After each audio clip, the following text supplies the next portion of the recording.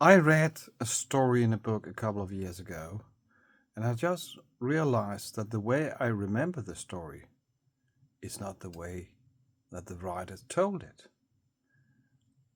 It's from Charles Handy's book, The Second Curve. I have it on Kindle.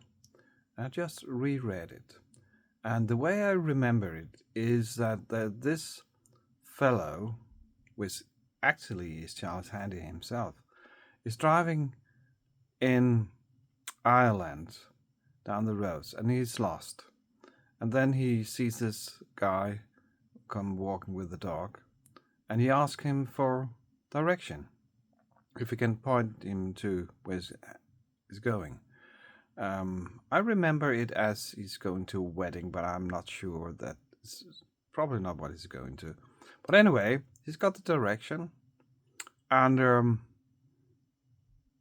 the way I remember it is that when he's going on a straight line, and then he will end up at a pub, and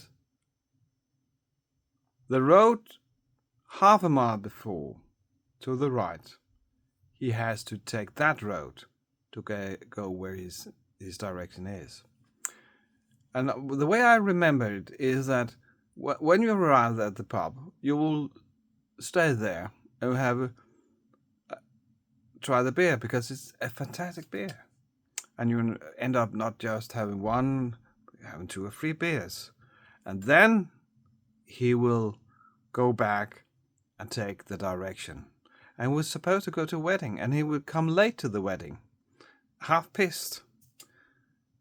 And the way I remember it is he's also changed because he's got this experience at the pub with his, that was something. But Charles Handy is telling another story. Is actually telling a story about that sometimes in life and in careers or organizations are